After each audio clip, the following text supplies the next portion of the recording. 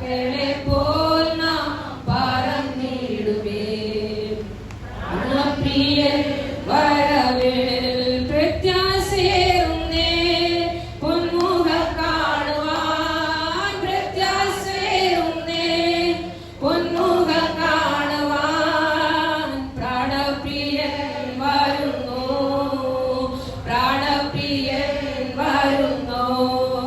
പ്രാക്കളെ പോൽ നാം പറന്നിടുവേ, പ്രാണപ്രിയൻ വരവിൽ, പ്രാക്കളെ പോൽ നാം പറന്നിടുവേ, പ്രാണപ്രിയൻ വരവിൽ.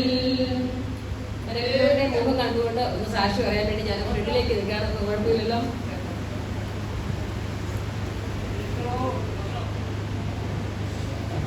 Praise the Lord. എല്ലാ വ്യക്തികളും ഞാൻ അങ്ങനെ അവിടെ നിന്ന് കഴിഞ്ഞാൽ ആരുടെയും മുഖം എനിക്ക് കാണത്തില്ല. അതിനാൽ എല്ലാ വ്യക്തികളുടെയും മുഖം കണ്ടുകൊണ്ട് ഇന്ന് പോൽക്കാലം നിങ്ങളുടെ മുമ്പിൽ സാക്ഷിയായി നിൽക്കാൻ കർത്താവ് സഹായിച്ചു സ്തുതിക്കുന്നു. വളരെ സന്തോഷമുണ്ട്. ഈ 3 വർഷക്കാലം ഇവിടെ ആയിരിക്കാൻ കർത്താവ് സഹായിച്ചു. കർത്താവ് ദാസൻ പറഞ്ഞു അധികം സമയം ആരും എടുക്കുന്ന ഞാൻ വളരെ റെയറായിട്ട് സാക്ഷി പറയാറുള്ളൂ. അപ്പോൾ അതിനെ എല്ലാം കൂട്ടി ഒരു 2 മിനിറ്റ് വെച്ച് ഒരു 10 മിനിറ്റ് ഞാൻ സാക്ഷി പറയാനായിട്ട് എടുക്കും. സമയമുണ്ടല്ലോ. എല്ലാ ദൈവങ്ങളോടും ഒന്നിച്ച് ഈ 3 വർഷക്കാലമായിരുന്നു ഞങ്ങളുടെ ജീവിതത്തിന് അനുഗ്രഹമായിരുന്നു. ഈ പ്രദേശത്തേക്ക് ദൈവം ഞങ്ങളെ കൊണ്ടുവന്നു. കർത്താവിൻ്റെ വേലയിൽ ഈ ദേശത്ത് കർത്താവിനോട് പ്രയോജനപ്പെട്ടു എന്ന് കർത്താവിന് വിശ്വസ്തമായ സാക്ഷ്യം വഹിച്ചു എന്ന് എനിക്ക് ഉത്തമ ബോധ്യമുണ്ട്. കർത്താവ് എവിടെയൊക്കെ ആക്കി അവിടെയൊക്കെയും കർത്താവിൻ്റെ വേലയിൽ ആയിരിക്കാൻ കർത്താവ് ഞങ്ങളെ സഹായിച്ചു. 1997 ഞങ്ങളുടെ വിവാഹം കഴിഞ്ഞു. 98 കർത്താവിൻ്റെ വേലകളുടെ ബന്ധത്തിൽ ആദ്യമായിട്ട് കടന്നുപോയി. കാക്കവരുന്ന സ്ഥലത്തേക്കാണ് പ്രദേശത്ത് കർത്താവിൻ്റെ വേലയിൽ അന്ന് മുതൽ ഇന്ന് വരെയും ഈ 27 വർഷം പൂർത്തീകരിക്കുകയാണ്. 27 വർഷവും കർത്താവിൻ്റെ വേലയിൽ വിശ്വസ്തമായി കർത്താവിൻ്റെ വേലയിൽ പ്രയോജനപ്പെടുവാൻ കഴിഞ്ഞു എന്നും കർത്താവ് വാക്യസ്ഥാനത്ത് ദൈവജനത്തിന് വേണ്ടി പ്രാർത്ഥിപ്പാൻ എനിക്ക് തന്ന കഴിവിനനുസരിച്ച് എനിക്ക് തന്ന കഴിവുണ്ട്. കർത്താവിൻ്റെ ദാസന് ഒരു പ്രത്യേകമായ ദൈവ കഴിവ് കൊടുത്തിട്ടുണ്ട്. എന്നാൽ എനിക്ക് തന്ന കഴിവിനനുസരിച്ച് കർത്താവിൻ്റെ വേലയിൽ പ്രയോജനപ്പെടുവാൻ അവിടുത്തെ കർത്താവ് സഹായിച്ചോർത്ത് ദൈവത്തെ സ്തുതിക്കുന്നു. ദൈവവേലയ്ക്ക് വേണ്ടി എന്നെ തന്നെ സമർപ്പിപ്പാൻ പ്രീ ഡിഗ്രി പഠന സമയത്താണ് കർത്താവിൻ്റെ വേലയ്ക്ക് വേണ്ടിയുള്ള വിളിയും ദൈവത്തിൻ്റെ ആ കോളിംഗ് ഉണ്ടായി കഴിഞ്ഞപ്പോൾ ദൈവവേലയ്ക്ക് വേണ്ടി എന്നെ തന്നെ സമർപ്പിപ്പാൻ ഇടയായി. അപ്പോൾ തന്നെ നമ്മുടെ ഈ സഭയിലൊന്നും ഒരു കുഴപ്പമില്ല കേട്ടോ. എൻ്റെ മാതൃസഭയിൽ ഒത്തിരി പ്രയാസങ്ങളും പ്രതികൂലങ്ങളൊക്കെ നിറഞ്ഞ സഭയിലാണ് ഞാനൊരു ഇതുപോലെ 200-300 മെമ്പേഴ്സുള്ള ഒരു സഭയിലെ ഒരു വ്യക്തിയാണ് ഞാൻ. അതിനാൽ അത് കണ്ടല്ല ഞാൻ ദൈവത്തോട് പറഞ്ഞ ഒറ്റ കാര്യം, കർത്താവെ നിന്റെ വേല ചെയ്യാൻ പക്ഷെ ഒരു പാസ്റ്റർ ആയിരിക്കാൻ മാത്രം ഞാൻ ആഗ്രഹിക്കുന്നില്ല. അതിനാൽ ഞാൻ യോനെ പോലെ വിളിച്ചോടുവാൻ ഒത്തിരി നോക്കി. ഞാൻ എൻ്റെ പഠനത്തിന് ശേഷം ഞാൻ പ്രീ ഡിഗ്രി പഠനത്തിന് ശേഷം ടൈപ്പ് ഷോട്ടാനും പഠിച്ചതിന് ശേഷം ഞാൻ സഹോദരൻ്റെ അടുത്തേക്ക് ബോംബെയിലേക്ക് കടന്നുപോയി. ഞാൻ 7 മാസം അവിടെ നിന്നുള്ളൂ. എന്നാൽ അവിടെ കടന്നു പോകുമ്പോൾ ദൈവത്തിൻ്റെ പരിശുദ്ധാത്മാവിനോട് സംസാരിച്ച് നീ എവിടെ പോയാലും നിന്നെ ഞാൻ അവിടുന്ന് കൊണ്ടുവരുമെന്ന്.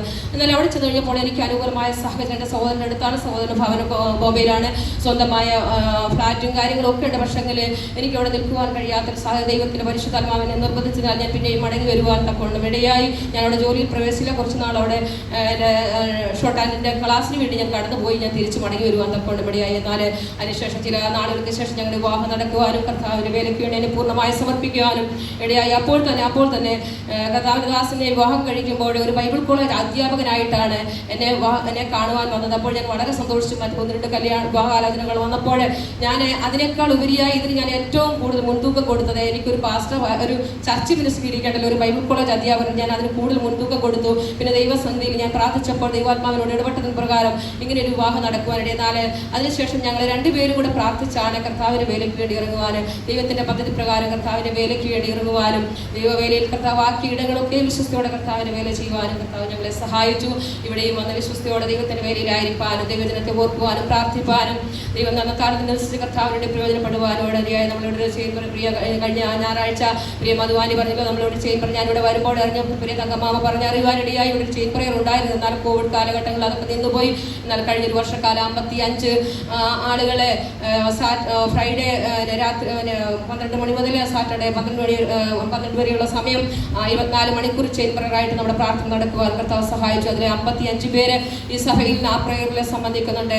അതിൽ ചില വ്യക്തികൾ ആ ഒരു 24 മണിക്കൂറല്ല എല്ലാ ദിവസങ്ങളും അവർ കൊടുത്തിരിക്കുന്ന സമയങ്ങൾ പ്രാർത്ഥിക്കുന്നവരുണ്ട്. അതിനോട് പറയുവാൻ തക്കൊണ്ട് അത് ഏറ്റവും അനുഗ്രഹമായി നമ്മുടെ അനേക പ്രാർത്ഥനാ വിഷയങ്ങൾക്ക് മറുപടി ലഭിക്കാൻ പ്രാർത്ഥനയിൽ കർത്താവ് സഹായിച്ചത് എനിക്ക് ഉത്തമ ബോധമുണ്ട്. കാരണം ആ പ്രാർത്ഥനയിൽ ഓരോ വിഷയങ്ങളും ഓരോരുത്തർ പറയുമ്പോൾ നമുക്കറിയാം, പ്രാർത്ഥിക്കുന്നവർക്കറിയാം. അവരോട് വിളിച്ചു പറയുമ്പോൾ വളരെ സന്തോഷമാണ്. അത് അനുഗ്രഹമായ രീതിയിലൊക്കെ നടക്കുവാൻ കർത്താവ് സഹായിച്ചു. അതുപോലെ തന്നെ ഓരോ ഭവനങ്ങളിലും കടന്നുപോയി അവരെ സ്നേഹിക്കുകയൊക്കെ കർത്താവ് സ്നേഹിക്കുവാനും അവരുടെ വിഷയങ്ങൾ പറയുമ്പോൾ ഏറ്റെടുത്ത് പ്രാർത്ഥിക്കാനൊക്കെ കർത്താവ് ഞങ്ങളെ സഹായിച്ചു. ദൈവം ഞങ്ങളുടെ കുഞ്ഞുങ്ങളെ ഇവിടെ വന്നു കഴിഞ്ഞപ്പോഴാണ് ഞങ്ങളുടെ കുഞ്ഞുങ്ങൾക്ക് അവരുടെ പഠനം പൂർത്തീകരിക്കാനിടയായത്. മോളിവിടെ വരുമ്പോൾ അവിടെ കോയമ്പത്തൂരുള്ള പോളിടെക്നിക്കൽ കോളേജിൽ ലെക്ചറായി വർക്ക് ചെയ്തുകൊണ്ടിരിക്കുമ്പോഴാണ് അവളിവിടെ കടന്നു വരുന്നാൽ അപ്പോൾ തന്നെ അവളെ എംടെക്കിന് അപ്ലൈ ചെയ്തിരുന്നു.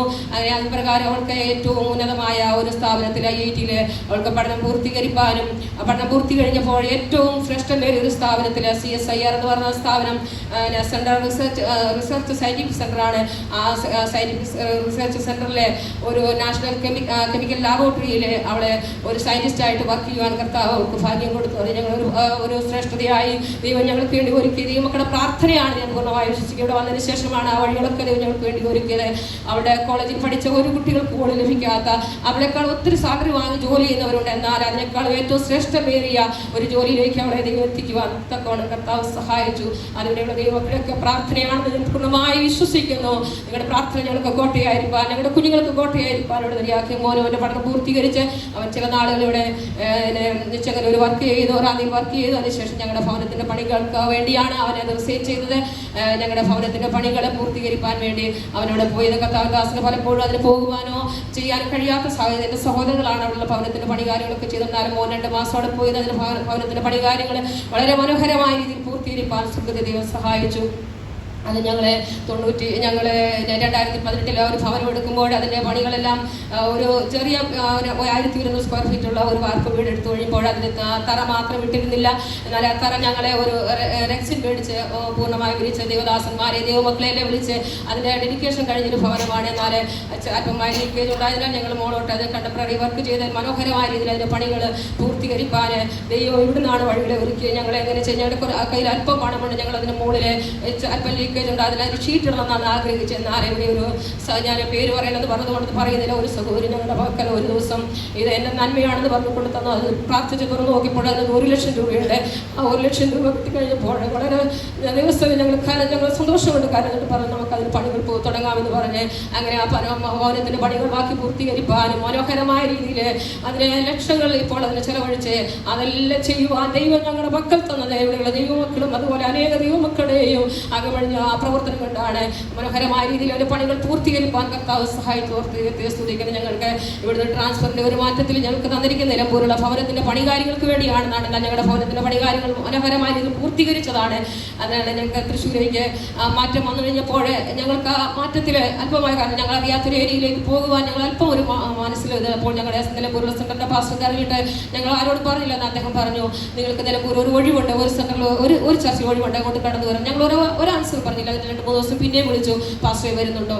അന്നേരം അങ്ങനെ സമ്മതിച്ചു. എന്നാൽ തൃശ്ശൂരുള്ള കർത്താവിൻ്റെ സെൻട്രൽ മിനിസ്റ്റർ അദ്ദേഹം പറഞ്ഞു, ഞാൻ അവിടേക്ക് ഓർഡർ റെഡി ചെയ്ത് മാറ്റാൻ കഴിയില്ല എന്ന് പറഞ്ഞു. അങ്ങനെ ദിവസത്തിൽ അത് സമ്മതിക്കുവാൻ തക്കൊണ്ട് ഇവിടെ കർത്താവ് ഇവിടെ അയക്കുന്നു. കർത്താവ് അയക്കുന്ന ഇടത്ത് പോയി കർത്താവിന് വേല ചെയ്യണം. മാനുഷികമായ ഇടപെടലുകളല്ല, അതിനപ്പുറമായ ദൈവം അയക്കുന്ന ഇടത്താണ് കർത്താവിൻ്റെ ഇന്ന് പലപ്പോഴും അത് ഏത് പ്രദേശത്തേക്ക് കർത്താവ് അയക്കുമ്പോഴും ദൈവത്തിൽ പ്രാർത്ഥിക്കും. ദൈവത്തിൻ്റെ ഒരു ആലോചന പ്രാപിച്ചാണ് അവിടെ കടന്നു പോകുന്നത്.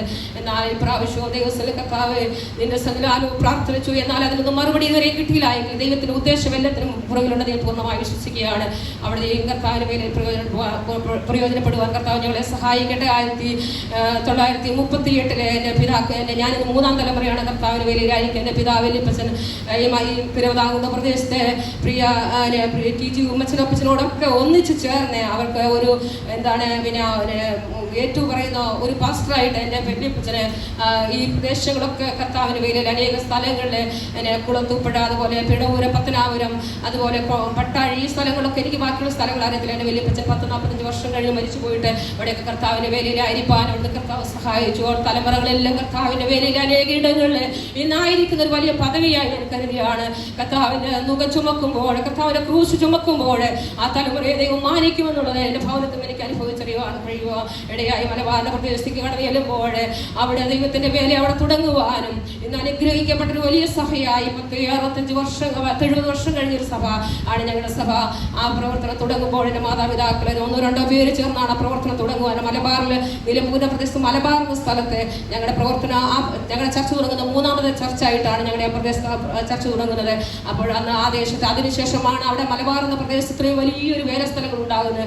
അവിടെ കർത്താവിനെ ഈ പ്രദേശത്ത് നിന്ന് കൊണ്ടുപോയി അവിടെ ദൈവത്തിൻ്റെ വേലയിൽ അവർ പ്രയോജനപ്പെടുവാനെന്ന് കർത്താവ് നിത്യതയിൽ അവരായിരിക്കുന്നുവെങ്കിലും ഞങ്ങൾക്ക് ഇതൊക്കെയും കണ്ട് സന്തോഷിപ്പാൻ കർത്താവ് സഹായിക്കുന്നവർക്ക് ദൈവത്തെ സ്തുതിക്കുകയാണ്. പിന്നെ ദൈവമാക്കുന്നിടയിൽ കർത്താവിന്റെ വേലയിൽ പ്രയോജനപ്പെടുവാൻ അടിയങ്ങളെ ഓർത്ത് പ്രാർത്ഥിക്കണം അപേക്ഷിക്കുന്നു. നിങ്ങളെ ഞങ്ങളുടെ പ്രാർത്ഥനയിൽ ഞങ്ങളുടെ എല്ലാ കാര്യങ്ങളും നിങ്ങളെ ഓർത്ത് പ്രാർത്ഥിക്കുന്ന അപേക്ഷിക്കുക. എവിടെ പോയാലും കഴിഞ്ഞ നാളുകളൊക്കെ ഞങ്ങളായ ദൈവസഭകളെ ഓർത്ത് പ്രാർത്ഥിക്കുന്നു. ഇവിടെയുള്ള ദൈവസഭകളെ ഓർത്ത് പ്രാർത്ഥിക്കുന്നു അപേക്ഷിക്കുന്നു. ദൈവാത്മാവ് ദിവസങ്ങളെ സംസാരിച്ച ഒരു വചനം നിങ്ങളുമായി ഷെയർ ചെയ്യുവാൻ ഞാൻ ആഗ്രഹിക്കുകയാണ്. മത്തായിയുടെ സുവിശേഷം 25-ാം അധ്യായം അതിന്റെ 14 മുതൽ 25 വരെയുള്ള വാക്യങ്ങൾ വായിക്കുവാൻ ഞാൻ ആഗ്രഹിക്കുന്നത് എങ്ങനെയാണ്? മത്തായിയുടെ സുവിശേഷം 25-ാം അധ്യായം ഇതെല്ലാം കർത്താവ് വാമൊഴിയെ സംസാരിക്കുന്ന വചനങ്ങളാണ്. കർത്താവ് ഒരു പരദേശത്ത് ഒരുവൻ പോകുമ്പോൾ തന്റെ ദാസന്മാരെ വിളിച്ച് 5 താലന്ത് ഒരുവന് 2 താലന്ത് ഒരുവന് 1 താലന്ത് കൊടുത്തു. അവരുടെ കഴിവിനനുസരിച്ചാണ് ഞാനിങ്ങനെ ചിന്തിച്ചു, കർത്താവ് ഇത് മൊത്തത്തിൽ കൂട്ടിയ 8 താലന്തുണ്ട്. ഈ 8 താലന്ത് ഈ 3 പേർക്ക് ഒരു 2.25 വെച്ച് കൊടുത്താൽ ഒരാൾക്ക് ഒരു 3 അങ്ങനെ കൊടുക്കുമായിരുന്നല്ലോ അതിന്റെ ശരിയായ നിയമം. എന്നാൽ കർത്താവിനറിയാം ഓരോരുത്തർക്ക് എത്ര താലന്ത് കൊടുക്കണം. അങ്ങനെ അതിനനുസരിച്ചാണ് ദാസന്മാരെ ഏൽപ്പിച്ചു. ഒരുവൻ 5 കൊടുത്തു, ഒരുവന് 2 കൊടുത്തു, ഒരുവൻ 1 കൊടുത്തു. അവരുടെ പ്രാപ്തിക്കനുസരിച്ച് കൊടുത്തപ്പോൾ 5 2 കൊടുത്തവൻ അത് വ്യാപാരം ചെയ്തു, അത് ഇരട്ടിയായി നേടുവാൻ തക്കൊണ്ടത്. എന്നാൽ 1 താലന്ത് ലഭിച്ച കൊടുത്തവരെ കർത്താവിന് അറിയാം അവൻ അത്രയും കൊടുക്കാൻ പറ്റുകയുള്ളൂ. അവന്റെ കയ്യിൽ അത്ര മാത്രമേ കൊടുത്താൽ അതിന് വ്യാപാരം ചെന്നാൽ അവൻ ദൈവത്തെക്കുറിച്ച് കർത്താവിനെ കുറിച്ച് കണ്ടെത്തിയത് അവൻ കഠിന മനുഷ്യനെന്നാണ് പറയാം. വിതയ്ക്കാത്തത് ചേർക്കുകയും വിതറാത്തത് കൊയ്യുകയും ചെയ്യുന്ന കഠിന മനുഷ്യൻ അറിയുകയാൽ ഞാൻ തന്നത് എന്തായാലും റൂമാലിൽ കെട്ടി വെച്ചിരിക്കുന്നത് ഇതാ കൊണ്ടുപോയിക്കൊള്ളുക. അപ്പോൾ അവന്റെ കാഴ്ചപ്പാട് അതാണ്, ദൈവത്തെക്കുറിച്ചുള്ള കാഴ്ചപ്പാടാണ്. അവൻ കഠിന മനുഷ്യനുള്ള കാഴ്ചപ്പാട്. നമ്മളെ ഏൽപ്പിച്ച താലന്തുകൾ എത്രയായിക്കോട്ടെ അത് കർത്താവിനോട് വിനിയോഗിക്കുവാൻ ദൈവത്തിന് വേണ്ടി പ്രവർത്തിപ്പാൻ നമുക്ക് കഴിയുന്നുവെങ്കിൽ നമ്മളെ ഏൽപ്പിക്കുന്നത് കർത്താവിന് അറിയാം എത്രയാണ് ഏൽപ്പിക്കേണ്ടത്. അതനുസരിച്ചാണ് നമ്മളെ ഏൽപ്പിക്കുന്നത്. മറ്റവരെ കൂടുതൽ കൊടുത്തതുകൊണ്ട് നമ്മളാരും അതിന് പ്രയാസപ്പെട്ട് കാര്യമില്ല. നമ്മളെ ഏൽപ്പിക്കുവാൻ കഴിവുള്ളത് ദൈവത്തിന് അറിയാം, അതിനനുസരിച്ചാണ് ഏൽപ്പിക്കുന്നത്. നമ്മളെ ഏൽപ്പിച്ച താലന്തുകൾ വിശ്വസ്തയോടെ വിനിയോഗം ചെയ്യുവാൻ നാളുകൾ കർത്താവ് നമ്മളെ സഹായിക്കേണ്ട. ഒരു വാക്യം കൂടെ ഞാൻ വായിക്കുവാൻ ആഗ്രഹിക്കുകയാണ്. വെളിപ്പാട് പുസ്തകം 3-ാം അധ്യായം 3-ാം അധ്യായം അതിന്റെ 1 മുതലുള്ള വാക്യങ്ങള് അതിന്റെ ഒരു ഭാഗം മാത്രമേ വായിക്കുന്നത്. ഞാൻ നിന്റെ പ്രവൃത്തി അറിയുന്നു, ജീവനുള്ളവൻ നിനക്ക് പേരുണ്ടെങ്കിൽ നീ മരിച്ചവനാകുന്നു. ഉണർന്നുകൊള്ളുക, ചാവാറായ ശേഷിപ്പുകളെ ശക്തീകരിക്കുക. ഞാൻ നിന്റെ പ്രവൃത്തി എന്റെ ദൈവത്തിന്റെ സന്നിധിയിൽ പൂർണ്ണതയുള്ളതായി കണ്ടില്ല. ആകയാൽ നീ പ്രാപിക്കുകയും കേൾക്കുകയും ചെയ്ത് എങ്ങനെയെന്ന് ഓർത്ത് കാത്തുകൊള്ളുക, മാനസാന്തരപ്പെടുകയും ചെയ്യുക. നീ ഉണരാതിരുന്നാൽ ഞാൻ കള്ളനെ പോലെ വരും, 7 നാഴിക്ക് നിന്റെ മേൽ വരുമെന്ന് നീ അറിയുകയില്ല. ദൈവത്തിന്റെ പരിശുദ്ധ സഭയോട് പറയുകയാണ്, ഞാൻ നിന്റെ പ്രവൃത്തി അറിയുന്നു, എന്റെ ദൈവത്തിന്റെ സന്നിധിയിൽ അത് പൂർണ്ണതയുള്ളതായി കണ്ടില്ല. നമ്മുടെ ദൈവത്തിന്റെ സന്നിധിയിൽ നമ്മുടെ പ്രവർത്തികൾ പൂർണ്ണതകളാണ് ദൈവമക്കളെ.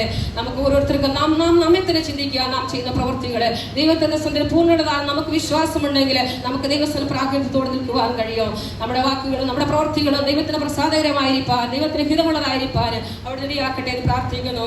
നമ്മുടെ ജീവിതത്തിൽ കഷ്ടങ്ങളും പ്രയാസങ്ങളും പ്രതികൂലങ്ങളും ഒക്കെ വരുമ്പോൾ അതിന്റെ മുഖത്തൊക്കെ ദൈവം നിർത്തുന്ന ദൈവമാണ്. ഇങ്ങനെ ഒരു വാക്യം കൂടെയുണ്ട്. 1 പത്രോസിന്റെ ലേഖനത്തില് അതിന്റെ 2-ാം അധ്യായം അതിന്റെ 19-ാം വാക്യത്തില് ഇങ്ങനെയാണ്, അന്യായമായി കഷ്ടവും ദുഃഖവും സഹിച്ചാൽ അത്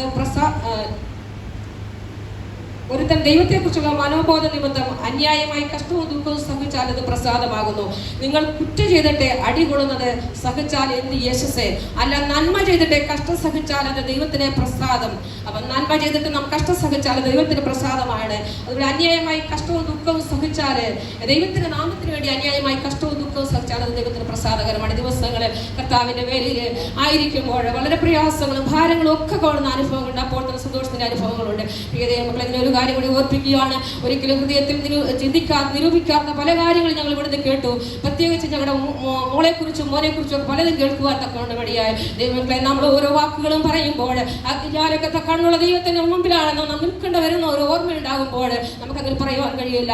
നമ്മളെ കാണുന്ന നമ്മളെ അറിയുന്ന ദൈവത്തിന്റെ സന്നിധിയിൽ നിൽക്കുന്നു എന്നുള്ള ബോധ്യമുണ്ടെങ്കിൽ നമ്മുടെ വാക്കുകൾ പറയുമ്പോൾ ആ ദൈവത്തിന് ഹിതമല്ലാത്തതൊന്നും നമ്മുടെ വായിൽ വരികയില്ല. ഈ ദിവസങ്ങൾ നമ്മൾ ഓരോരുത്തരും ദൈവത്തിന് പ്രസാദകരമായ വാക്കുകൾ പറയുവാനും ദൈവത്തിന് ഹിതകരമായി പറയുവാനും നമ്മെ സഹായിക്കണം. ഞങ്ങൾ എവിടേക്ക് കർത്താവ് ഞങ്ങളെ കൊണ്ടുപോകുന്നു അവിടെയും കർത്താവിന്റെ വിലയിൽ പ്രയോജനപ്പെടുവാൻ കർത്താവ് പിന്നെ സഹായിക്കേണ്ടതിന് ദൈവങ്ങളെ പ്രത്യേകം പ്രാർത്ഥിക്കാൻ ഞങ്ങൾ നിങ്ങളെയും ഓർത്ത് പ്രാർത്ഥിക്കുന്നു പറഞ്ഞുകൊണ്ട് ദിവസം